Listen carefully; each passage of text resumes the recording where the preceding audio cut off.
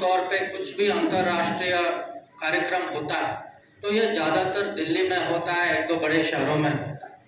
इस बार जो है हर राज्य में 60 शहरों में G20 का कार्यक्रम हुआ और उसका मकसद ये था कि हम G20 के माध्यम से टूरिज्म को कैसे बढ़ाएं।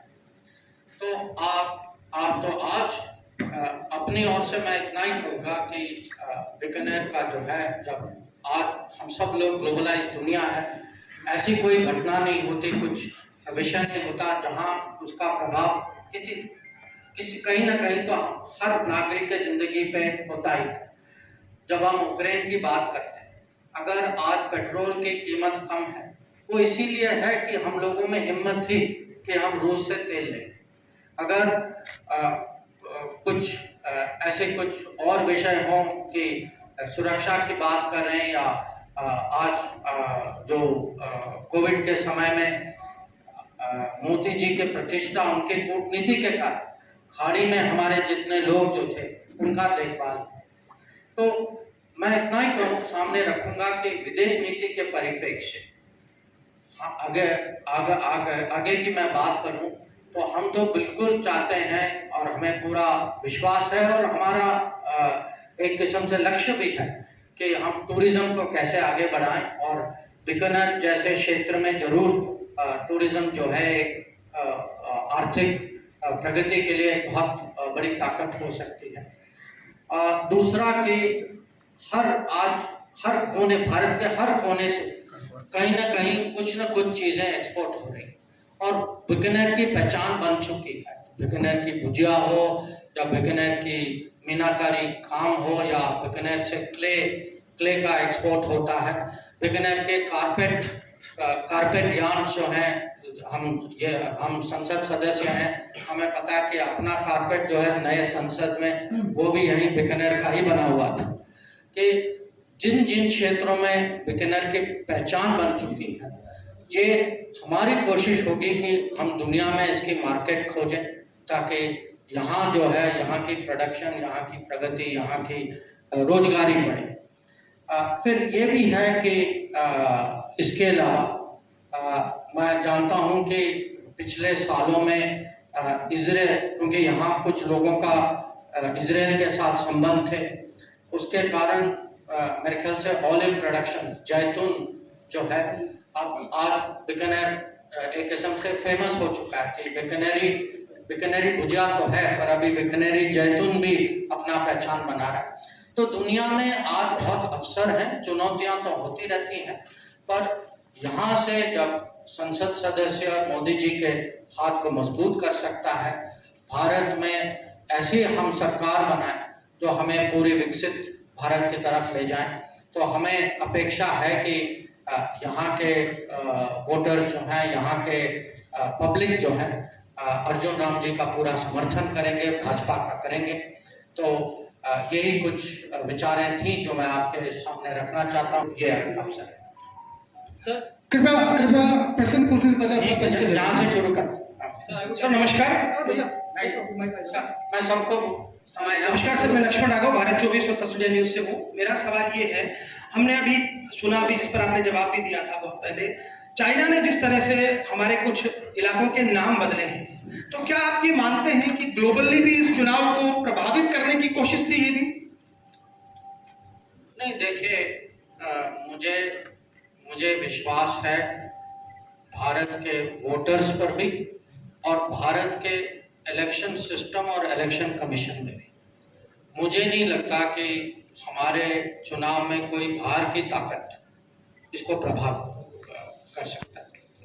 तो मैंने इसमें कुछ खबरें निकली, तो आप भी जानते हैं, मैं भी जानता हूँ, और तो मुझे अपने देश पर विश्वास है, अपने पब्लिक पे विश्वास है, अपने वोटर्स पे विश्वास है। तो मुझे लगता है कि चुनाव जो है आगे बढ़ेगा, इसमें वैसे कोई दिक्कतें नहीं होंगी। आपने कहा इलेक्शन कमीशन पर विश्वास है, पर आपके वित्त मंत्री के पति ही बहुत सारे सवाल उठा गए, इसके अलावा कांग्रेस भी कह रही है बहुत सारी चीजें। भाई, मैं अपना विश्वास पकड़ कर रहा हूँ ना, उनका थोड़ी कर रहा हूँ, उनको कहने दीजिए। चलिए, थैंक यू। ये देश जो है वो ये उम्मीद कर रहे हैं कि भारत में निष्पक्ष चुनाव होगा, क्या दूसरे देशों को निष्पक्ष चुनाव की उम्मीदें क्यों करनी पड़ रही है? क्या क्या कुछ उठाया जा रहा है? भाई हो सकता है कि उनके यहाँ ना हो, हमारे यहाँ तो है, हमारे यहाँ है। आप देखते हैं, देखिए आजकल बहुत सारे देशों में ये ऐसा नैरेटिव चल चुका है, कुछ कहते हैं कि वो अपनी बात कर रहे हैं कभी कभी कि हमारे यहाँ लोकतंत्र डेमोक्रेसी खतरे में है, कि इनके बजाय वो सफल रहेंगे। तो वो उनकी अपनी डिबेट चलती रहती है, कभी कभी जाने अनजाने वो हमारे ऊपर भी टिप्पणी कर देते हैं। हमें अपने ऊपर विश्वास रखना चाहिए ना। मुझे किसी और से सर्टिफिकेट नहीं चाहिए, मुझे भारत के पब्लिक भारत के वोटर्स पे पूरा भरोसा है। और अगर आप डेमोक्रेसी की हालत देखें, आप भारत में देखिए वोटिंग परसेंटेज देखिए, जहाँ इस देश में 70% लोग जो हैं बिना, कुछ देश हैं जहाँ जबरदस्ती माने कानून कहता है कि आपको वोट देना ही होगा, हमारे यहाँ ऐसा कुछ दबाव नहीं, तब भी 70% वोट गिनते हैं। तो हमारे यहाँ डेमोक्रेसी बहुत अच्छे हालात में है, उसका स्वास्थ्य बहुत अच्छा है, किसी और को हमारे बारे में चिंता करने की कोई जरूरत नहीं। सर, मैं लोकेंद्र सिंह तोमर हूँ, दैनिक भास्कर से। सर, मेरा सवाल ये है कि पिछले कुछ सालों से लोग विदेश नीति में एक बदलाव महसूस कर रहे हैं पूरी दुनिया के लिए, और ये कह रहे हैं कि भारत इस समय एक बहुत ताकतवर देश के रूप में है। मेरा ये है कि क्या इससे पहले आप ब्यूरोक्रेट भी रहे, आप उस को भी देख चुके हैं और आप इस सिस्टम को भी देख चुके हैं, तो ये जो बदलाव की वजह आप उस सिस्टम में थे, वो उसमें क्या दिक्कत थी और अभी इस सिस्टम में है, क्या फर्क है? एक दूसरा सर सप्लीमेंट्री सवाल ये कि वहां एक आदमी जो बैठता है जिस तेवर का, वो असर डालता है या सरकार की नीतियां असर डालती हैं? आप पूछ रहे हैं पहले और अब में फर्क क्या है? फर्क मोदी जी, पहले मोदी जी नहीं थे, अब मोदी जी हैं, और इसीलिए पिछले 10 साल में फर्क है। अब आप पूछेंगे मेरे से मोदी जी के कारण क्यों फर्क है, ये मैं आपको बता सकता हूँ, क्योंकि मैं सचिव भी रहा हूँ, अफसर भी रहा हूँ, मंत्री भी रहा हूँ, और मैं अपनी परिप्रेक्ष्य से मैं बात आगे सामने रखता हूँ। देखिए, किसी भी कहीं भी कोई जटिल मुद्दा हो, कोई आपत्ति का समय हो, कोई कहीं कुछ टेंशन, जब भी सिस्टम को लगता है कि लीडरशिप स्ट्रांग है, आपको जो भी कहा जाता है साफ साफ कहा जाता है, आपको बहुत क्लियर, कोई स्पष्ट रूप से जो निर्देश आता है, इसमें कोई दो राय नहीं होती। तो हमारे लिए जो है अपनी बात रखने में भी आसानी है, और अगर हमें कुछ जमीन में कुछ करना है उसमें भी हमारे लिए इसमें कोई दुविधा नहीं। हमें पता है कि हमें 100% बैकिंग मिलता है, कुछ भी हम काम करें। तो नहीं, ऐसा था, उस समय की क्लैरिटी नहीं थी। मैं आपको उदाहरण दे रहा हूँ, अब 26 मुंबई वो 26/11 देखिए, 26 देखिए, वही सिस्टम था ना, आतंकवाद भी वही था, जहाँ से आतंकवाद का जो क्रॉस बॉर्डर वही देश था, किया वही लोग, और आप मुंबई और पूरी बालाकोट का फर्क देखिए ना। तो क्या होता है कि जब लीडर होता है, लीडर की कोई अपनी कन्विक्शन होती है, कुछ विजन होता है, और उनका आत्मविश्वास जो है वो पूरे सिस्टम में फैलता है, तो वही सिस्टम जो है उसकी परफॉर्मेंस बढ़ जाती है। और यह मैं आपको कह सकता हूँ, मुझे 47 साल हो गए। मोदी सरकार की विदेश नीति को लेकर के इस बात पर आलोचना हो रही है कि आज़ादी के बाद हमारे पड़ोसियों के साथ संबंध सबसे खराब स्थिति में अब है। इस पर सर आपका क्या कहना है? नहीं, देखिए, आलोचना तो आप देखिए कर कौन रहा है, वो लोग कर रहे हैं जो कोई सफलता मानने के लिए तैयार नहीं है इस नीति में और दूसरे नीतियों में। आज मैं अगर आपको बताऊं, आप हमारे पड़ोस में जाइए, और इसमें दो देश को मैं अलग करता हूँ, पाकिस्तान और चीन, उसका कारण आप भी जानते हैं। आप उन पड़ोसियों से पूछिए कि भाई ये बताइए कि महामारी के समय में आपको वैक्सीन कहाँ से मिला, आपके साथ कौन खड़ा था, आपके लिए अगर कहीं और से भी कुछ आयात निर्यात होना था तो आपकी मदद किसने की। जब उनसे पूछिए कि आपके बच्चे भी थे क्या यूक्रेन में, अगर थे वो कैसे आए वापस, किसके साथ आए वापस, किसके जहाज में आए वापस, या उनसे ये पूछिए, क्योंकि कुछ लोगों की आजकल आर्थिक समस्या भी है। श्रीलंका में जाकर पूछे, क्योंकि मैं उस समय मैं खुद श्रीलंका गया था। वहाँ जो है रोज पेट्रोल की क्यू 4 बजे से लगती थी और लोगों को पेट्रोल राशन होता था, खाने के लिए कुछ नहीं था। उस समय अगर एक देश उनके साथ खड़ा हुआ उस समय वो भारत था। बांग्लादेश से भी आप पूछिए कि अगर कहीं आज अनाज की चुनौती है या प्याज की है, कि भारत उनके लिए एक विश्वसनीय मित्र है, जो और वो पूरा उनके लिए, और ये भी ये खाली आपत्ति के समय में नहीं है या आपदा के समय में नहीं। वो देखते हैं आज कि भारत से आजकल बिजली का व्यापार हो रहा है, कि अगर आप खुद हमारा बाकी चीज़ों का व्यापार देखें वो भी बढ़ रहा है, आना जाना टूरिज्म बढ़ रही है।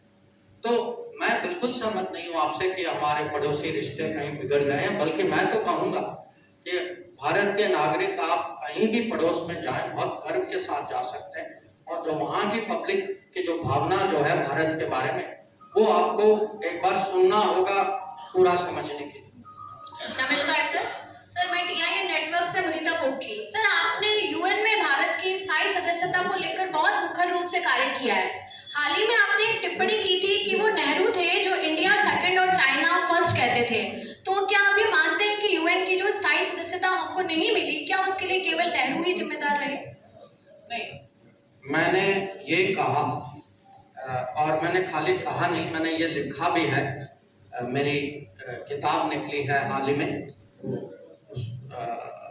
वाई भारत मैटर्स, और जो मैंने कहा और लिखा है ये मैंने अपने सोच से नहीं लिखा, मैं रिकॉर्ड पे जा रहा हूँ कि पंडित नेहरू का एक लेटर है, वो मुख्यमंत्रियों को लेटर लिखते थे, उसमें उन्होंने लिखा है कि भारत को ये एक प्रस्ताव था एक समय में कि भारत जो है वो स्थायी सदस्य बने। उन्होंने कहा कि ये अन्याय है कि चाइना को बनना चाहिए था, पहले चाइना बना, उसके बाद हम भारत की बारी को विचार करें। तो मैंने अपना आश्चर्य प्रकट किया कि अगर मैं भारत का प्रधानमंत्री या आज मैं मंत्री होता और मुझे लगा कि भारत का हित है, तो मैं तो भारत का हित सबसे सामने रखूंगा। मेरे लिए किसी और देश का हित तो भारत के हित से बड़ा नहीं हो सकता।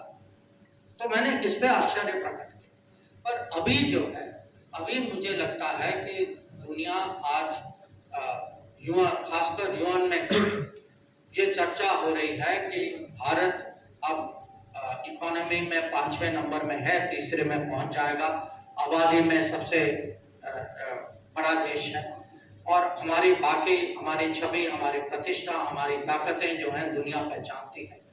तो आज यूएन में ये भावना बन चुकी है कि यूएन में बदलावट आना चाहिए। सिक्योरिटी काउंसिल जितने उसके सदस्य जो हैं उस और ज़्यादा सदस्य होने चाहिए, पर एग्जैक्टली किस तरीके से करें इस पे अभी विवाद है, इस पे बहस हो रही है। अलग अलग देश जो हैं अपना मत यूएन के सामने रख रहे हैं। ये प्रक्रिया जारी है, हमें आगे देखना है कि हम इसको। सर नमस्कार, अरविंद व्यास ईटीवी भारत से। जैसा कि 2024 का लोकसभा का चुनाव है वो आस्था पर कहीं न कहीं भाजपा लड़ रही है, तो मेरा सवाल भारत के विदेश मंत्री से कि देश में हिंदुओं की, अधिसंख्य हिंदुओं की जो आस्था का प्रतीक है वह कैलाश मानसरोवर 2019 से यात्रा बंद है। फिलहाल का विदेश मंत्री क्या स्टेटस बता पाएंगे कि अब कब तक ये शुरू होगी और किस रास्ते से शुरू होगी, चीन के या नेपाल के? नहीं, ऐसा है कि कैलाश मानसरोवर के लिए भारत से 3 रास्ते हैं। एक जो है ये नेपाल के थ्रू है, वो ताकलाकोल होते जाता है। एक जो है दूसरा भी नेपाल के थ्रू है, और तीसरा जो है वो सिक्किम से रास्ता 18-19 में ये रास्ता खुला था। अब क्या हुआ था कि महामारी के समय में ये बंद हो गया था।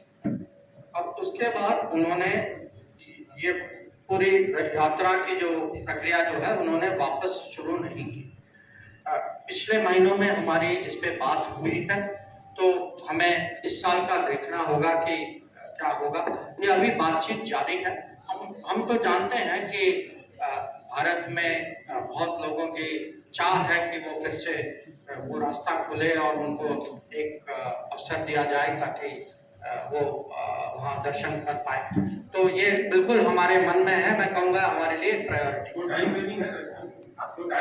नहीं, देखिए टाइम फ्रेम मैं नहीं बता सकता ना, क्योंकि हमारे ये तो चाइना पर भी निर्भर है, ये पूरे मेरे हाथ में नहीं। सर नमस्कार, सर कुलदीप चरण। हाँ, कहने से कुछ दिन के लेकर कांग्रेस के वरिष्ठ नेता दिग्विजय सिंह ने बंधु की टिप्पणी की है प्रधानमंत्री मोदी के बयान की प्रतिक्रिया देते हुए, उस पर वो क्या था? सॉरी मैं प्रश्न समझा नहीं। सर प्रधानमंत्री नरेंद्र मोदी के बयान पर प्रतिक्रिया देते हुए दिग्विजय सिंह ने पूछा है कि क्या उस द्वीप पर कोई रहता भी है क्या? अच्छा ठीक है। देखिए इस पे दो विषय हैं। एक तो जो प्रधानमंत्री जी ने कहा और उनके अलावा कुछ मंत्रालय से कुछ डॉक्यूमेंट निकले जिसने ये साबित किया।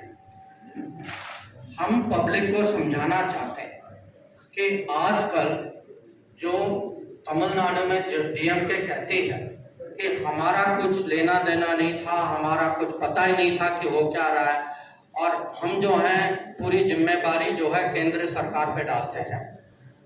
हम जो है इसको एक्सपोज कर रहे हैं, हम इसको एक्सपोज कर रहे हैं कि शुरू से डीएमके इसमें शामिल था। कमरे के अंदर बात हो रही थी, कमरे में समझौता भी हुआ।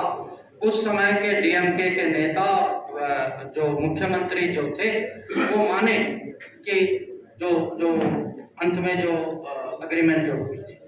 तो एक तो देश की पब्लिक और तमिलनाडु की पब्लिक जो है उनको जानना चाहिए कि ऐसी पार्टियां हैं जो संसद में कुछ कहती हैं पर कमरे के अंदर कुछ और डिसाइड करती हैं, तो इनका डबल स्पीक। दूसरी बात है कि जो कांग्रेस पार्टी जो, देखिए कांग्रेस पार्टी आप इसकी बात कर रहे हैं, मैं आपको याद दिलाऊंगा कि पंडित नेहरू ने कहा कि भाई अक्षय चिन्ह क्या है, अक्षय चिन्ह में कोई रहता नहीं, अक्षय चिन्ह में कुछ उगता भी नहीं। तो ये देखिए भारत के जमीन के बारे में जो सोच जो है उनका हर समय, ये अभी की बात नहीं है और इस विषय खाली एक द्वीप की बात नहीं।